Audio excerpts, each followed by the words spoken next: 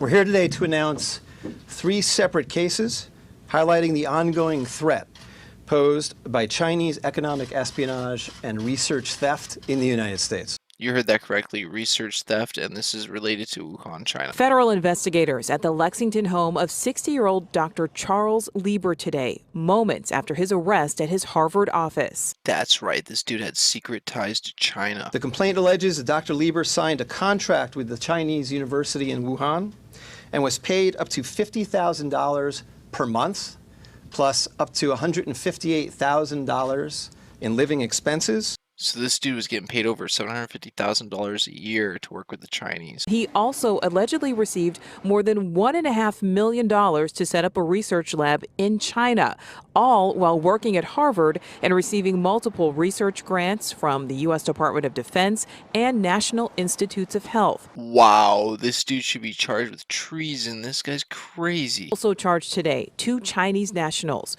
29-year-old Yang Qingyi, who worked as a scientific researcher at Boston University, who failed to mention on her visa application that she is also a lieutenant with the People's Liberation Army. She's a lieutenant in the Chinese military army, and yet she's in the United States doing research and stuff. What? 3-year-old Zhaozong Zhang worked on cancer research at Beth Israel Deaconess Medical Center. For trying to smuggle vials of biological material out of the United States to China and lying about it to federal investigators. Okay, so she was caught trying to steal vials of biological material.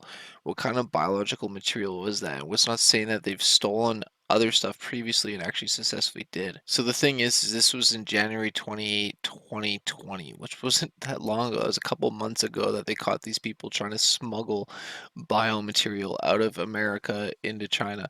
And this is the thing, is that it states down here that this lady actually was lying on her visa application and failing to disclose that she was a lieutenant in Chinese People Liberation Army. Also found evidence that she was carrying out tasks for her military superiors, such as conducting research, accessing U.S. military websites, and sending U.S. documents to China, the Justice Department said. And was also charged with visa fraud, making false statements, and acting as an agent of a foreign government. Is back in China.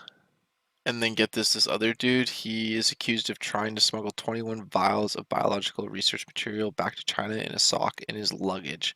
When he was stopped at the airport and questioned about the vials, he allegedly told investigators that he wanted to use them to conduct research in China. So he was arrested for last month on charges of smuggling and making false statements. That's just nuts. Makes you wonder what really happened, and also that they ran a simulation last October on a viral disease outbreak. Coincidental?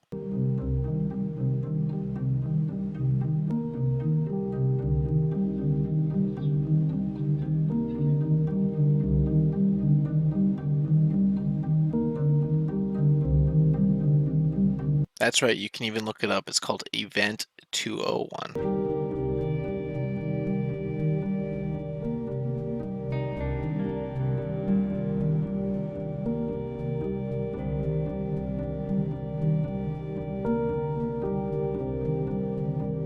That's right, they actually simulated something similar to this.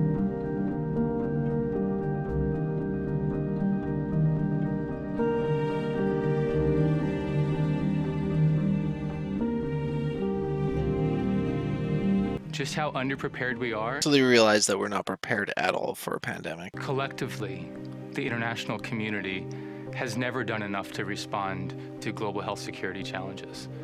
That we knew before COVID that the world was underprepared for biological risk. We already knew in advance what was going to happen. When we walked into the room in New York, if you would have asked, do you think the world is prepared for a pandemic? I think everyone around that table would have said no. Then coincidentally, this happens in real life. It just, no coincidences.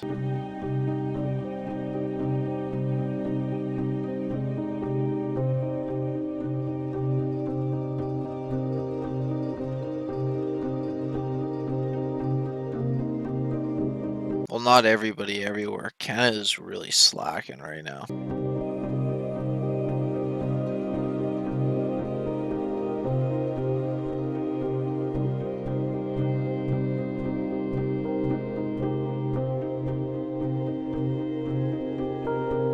So this is about them getting hundreds of different businesses and corporations and merging them all together to respond to the global threat and pandemic of coronavirus. So like all businesses, all corporations working towards one main goal, which is like what we've been wanting and needing kind of in the world for like a long time now. Think of it this way: if one business, one corporation is trying to produce safety masks or whatnot, they're only going to be able to do so much.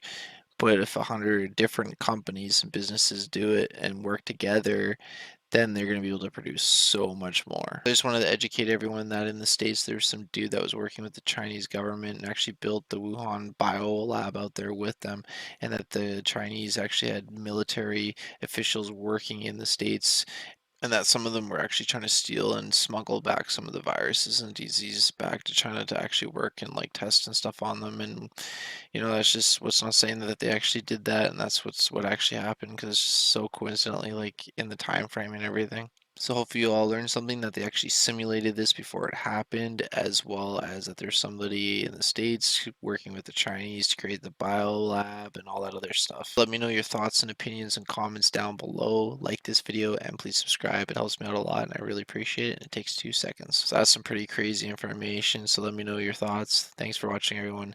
Stay safe. God bless. And peace out.